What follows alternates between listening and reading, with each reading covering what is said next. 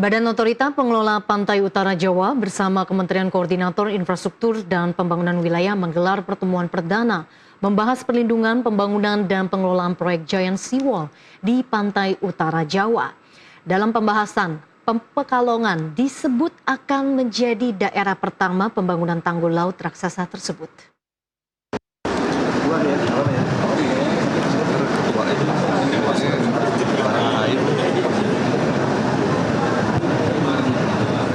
Menteri Koordinator Infrastruktur dan Pembangunan Wilayah, Agus Harimurti Yudhoyono bersama Kepala Badan Otorita Pengelola Pantai Utara Jawa, BOPPJ, Didit Herdiawan Azhar memimpin langsung rapat koordinasi perdana.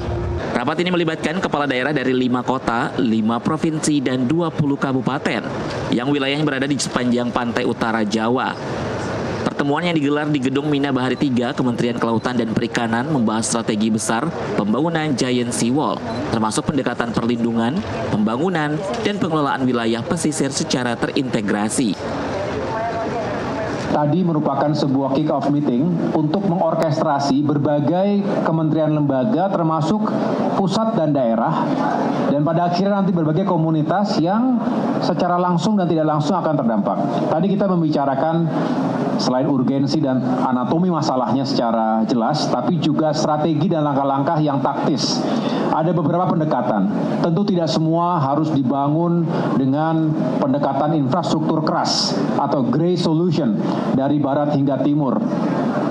Tapi bisa dikombinasikan, bisa menggunakan pendekatan yang hybrid dengan yang lebih alami. Contohnya menggunakan mangrove sebagai penahan natural abrasi dan juga bisa menyerap karbon lebih baik, termasuk bisa digunakan untuk pengembangan ekonomi masyarakat lokal. Pemerintah menargetkan pembangunan Giant Seawall sepanjang 575 km di pantai utara Jawa dengan perencanaan bertahap selama 20 tahun. Model dan struktur proyek telah masuk dalam blueprint BOPPJ dengan pendekatan hibrid menggabungkan infrastruktur keras dan solusi alam seperti mangrove. BOPPJ menyebut Pekalongan menjadi prioritas awal mengingat kondisi permukaan laut yang sudah lebih tinggi dari daratan hingga 1 meter. Pembangunannya sendiri lebih kurang sekitar 575 km di Pantura Jawa. Tidak kecil atau tidak pendek, panjang ini. Kita bagi ke dalam 15 segmen, di mana bisa menggunakan kegiatan pembangunan secara paralel. Oleh karena itu, kami juga melaksanakan kegiatan perencanaan, groundbreaking program dan groundbreaking infrastruktur, supaya berjalan bersama-sama. Di mana pada saatnya pelaksanaan kegiatan ini dilakukan kerjasama dengan pemerintah daerah, mulai dari tingkat kabupaten kota sampai dengan tingkat provinsi.